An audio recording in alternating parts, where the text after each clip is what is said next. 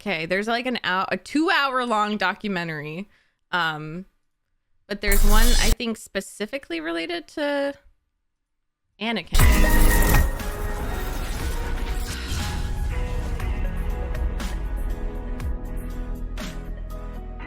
He was your favorite baddie, you know, he was doable as a bad guy. It either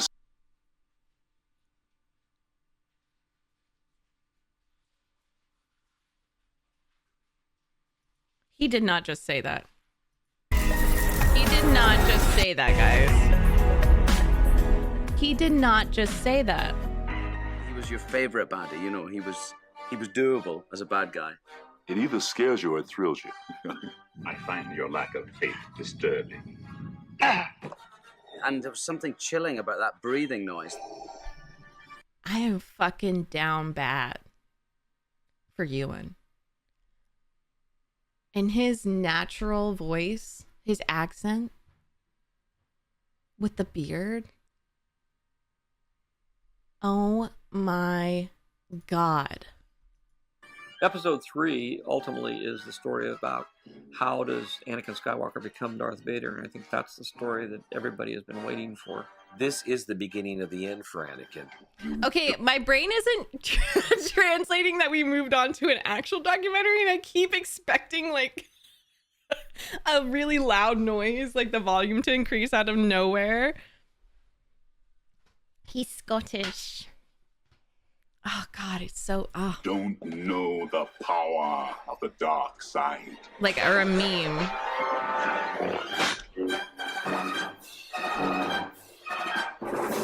Oh, so is this a Part of the Disney reason Plus I went documentary? back to tell the prequel of how Anakin Skywalker became Darth Vader is that it's an interesting story, and it's a fun story to tell because it is the story of how a good person turns bad.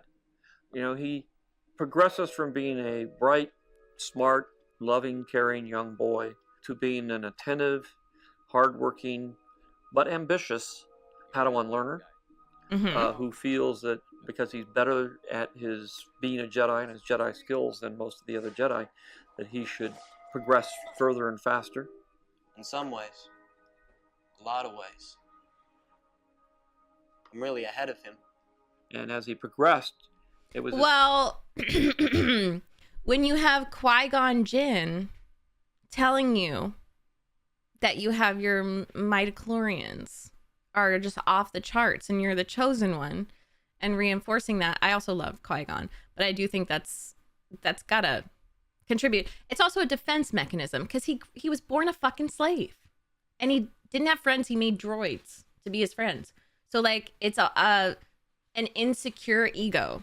His inability to control his temper and his greed to control things that were his undoing. Hell yeah.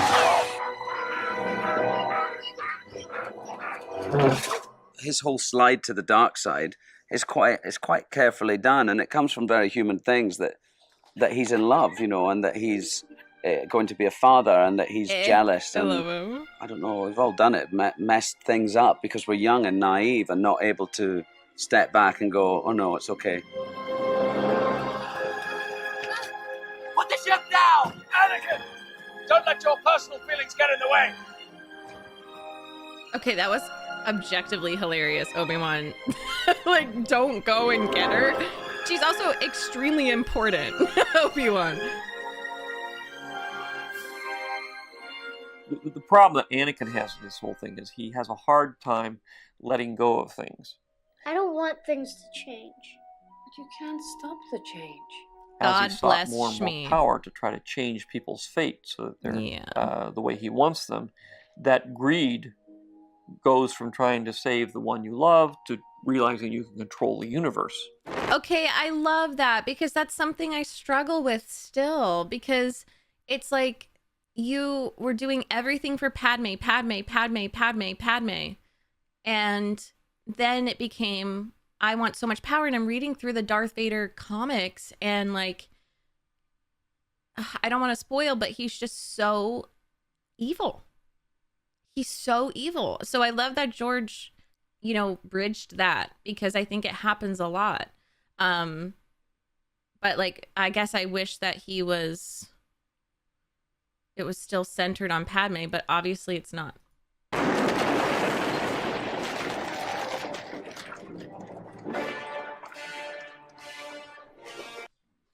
They did not have to kidnap children. That's such a.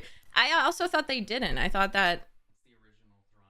Okay, but wait. I need to finish this thought. They don't. The Jedi don't kidnap children, right? They talk to the parents and like.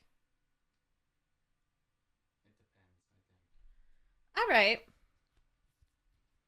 Original. Caleb just handed me this.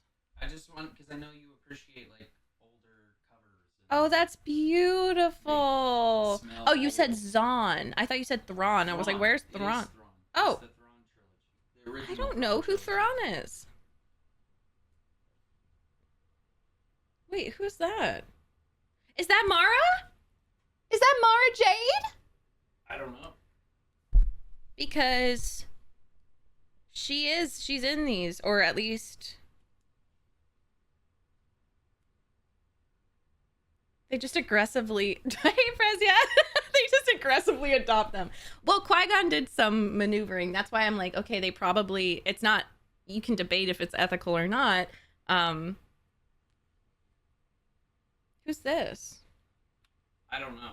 Oh, cool. But it's the original. It's what I it's love what Mara Jade. These are the books that inspired George to make the prequel trilogy.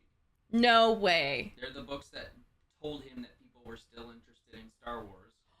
And so he was like, "Oh, I didn't know that." Yeah, Timothy. Well, he Zahn, just said a like, different thing. Timothy Zahn like I love that. And doesn't Dave Filoni and someone else, Jon Favreau, don't they really appreciate Zahn? Yeah, Zahn? they're- And that's like Mandalorian. There are a lot of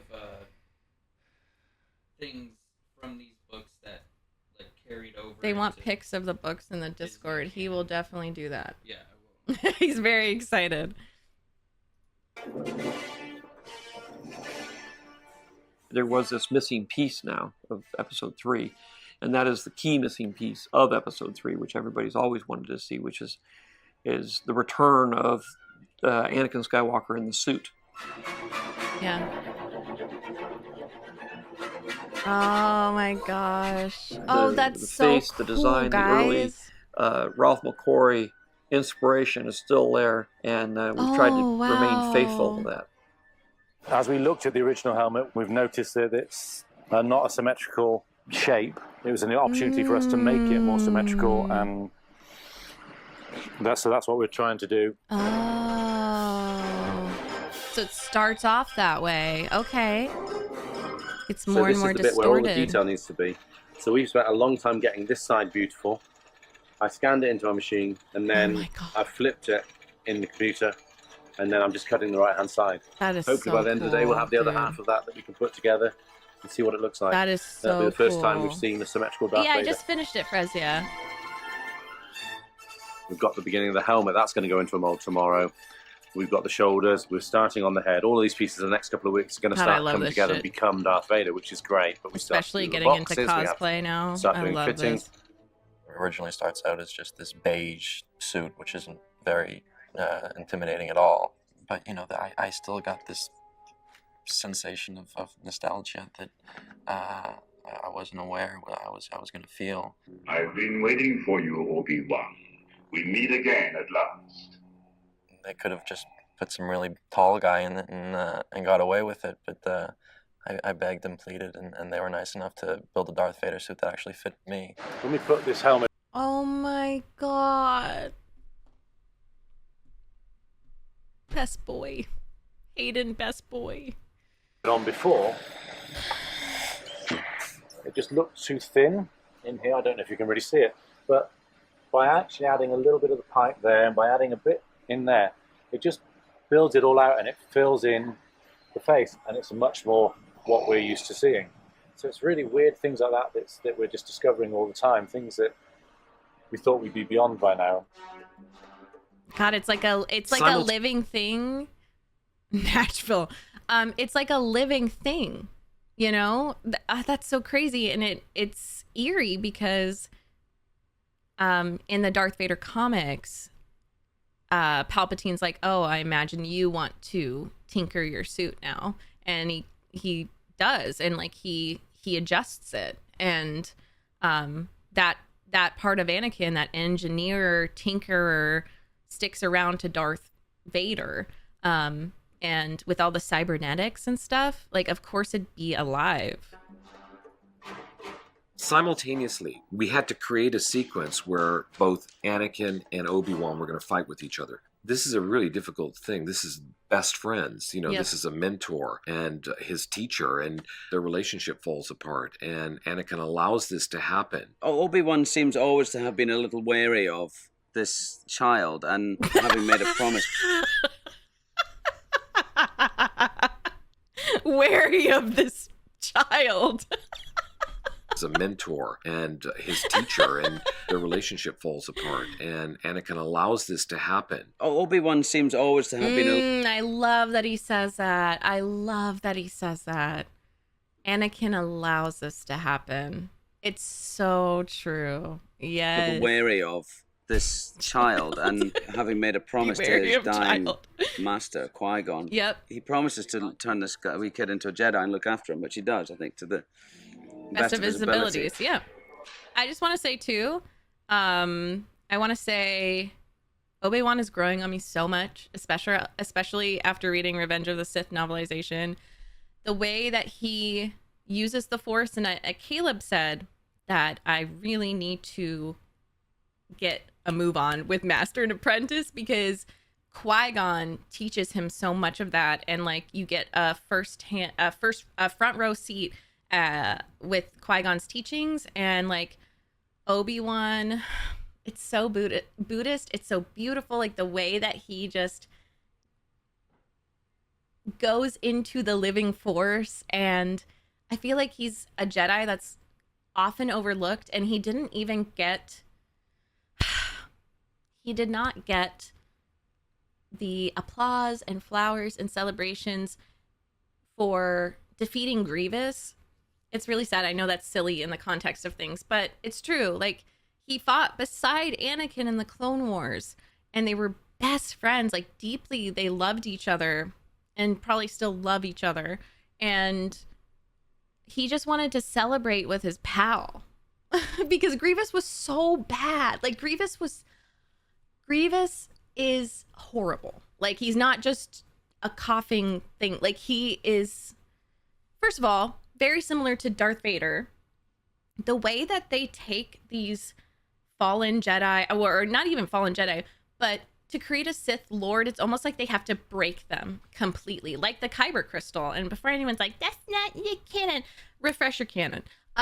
It's like the Kyber crystal, where they have to like just like basically take all the strength out of it, destroy it, and wield it into something new. And I feel like that was Darth Vader. He was legless, disabled in a lot of ways, heavily burnt, and that pain fuels their power. It's so sinister, it's so horrible. It's like they don't want them at their best. They need to hammer them and just like destroy them. But Grievous was like that. He was like a lizard guy. Yeah, imagine if Qui-Gon didn't die and trained Anakin Skywalker. Considering Qui-Gon wasn't as a stickler to Jedi code and maybe understood Anakin's struggles better. And I would defend Yoda till the day I died, but Yoda and Qui-Gon butting heads because of the prophecy. And I was saying this, but Yoda really reminds me of like an indigenous elder, because, or just an elder in general. But I think that, don't spoil, please don't spoil. I do have a theory that Yoda is like, his species is like so ancient. I know that, but I know about Baby Yoda, and I feel like maybe that's the concept of the Mandalorian, because his species or race or whatever is so valuable, one of the oldest. Like, maybe that's why transporting the baby is so important. I don't know shit, so don't say anything. But I get like kind of elder vibes. I get like he's a representative of like an indigenous culture, and even with the Jedi code and council, like this has been working for Yoda for so long and been serving the Republic and serving the people. So Qui-Gon comes around and he's trained by Dooku, and Qui-Gon's just like, hey, we should really look into this prophecy, and also I think we need to be studying the dark side, which I agree with. But like Yoda's like, no.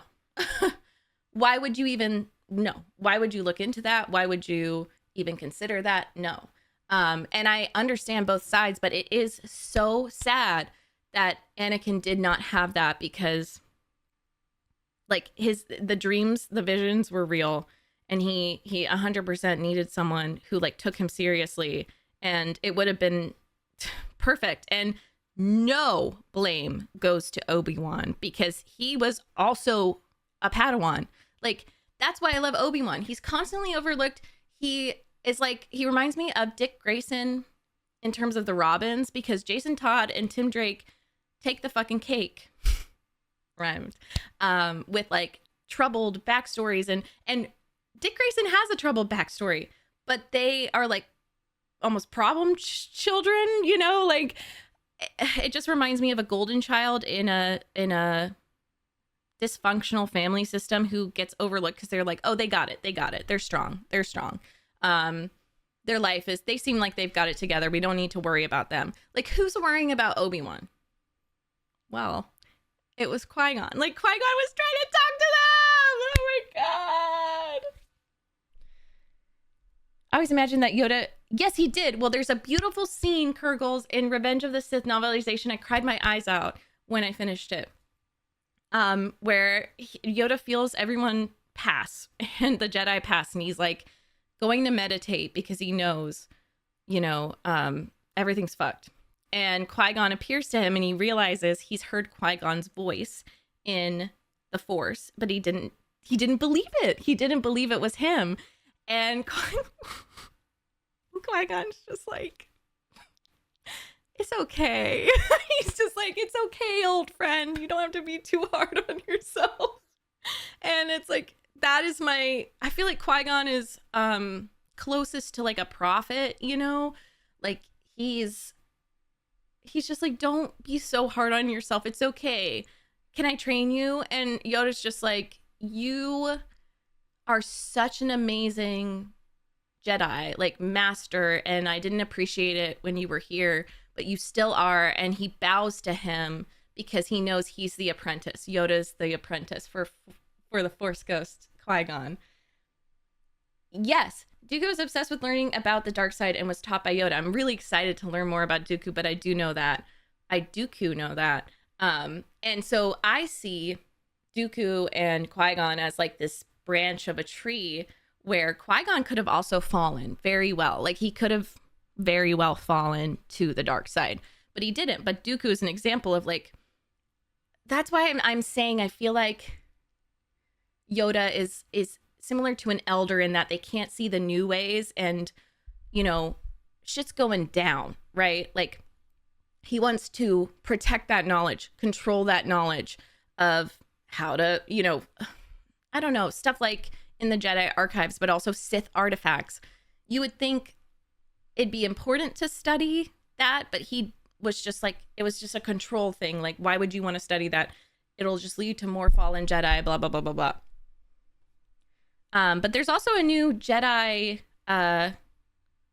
comic about Yoda, which I need to read. Yeah, so Obi-Wan is really growing on me. And when he said in the Revenge of the Sith novelization, it would be the greatest gift to watch Anakin's son grow, he literally chose the Uncle Ben role. Because Yoda was like, do you want him? Like, do you want to be a dad? And he was like, I'd rather be the crazy old uncle. And so he chose Uncle Ben. And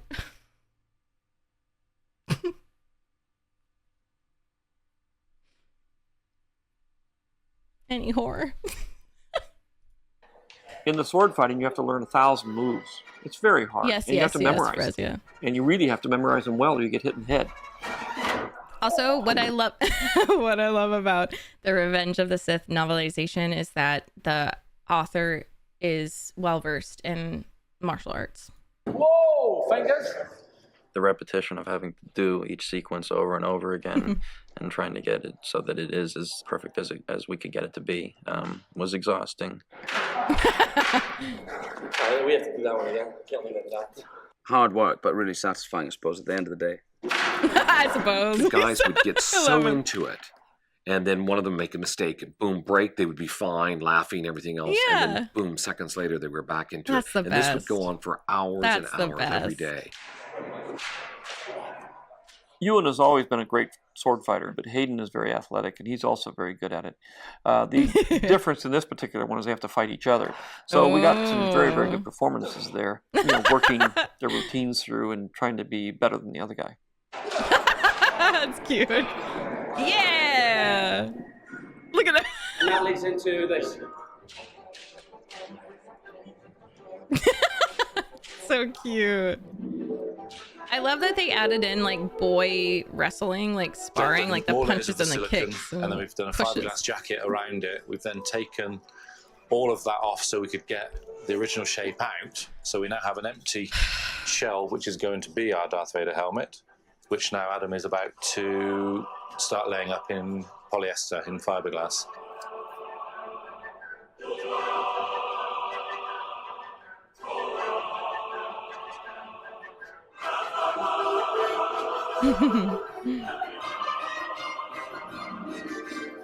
Oh my god.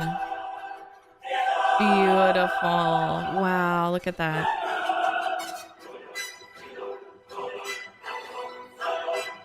It's like the best movie ever. I'm serious. It's so fucking good.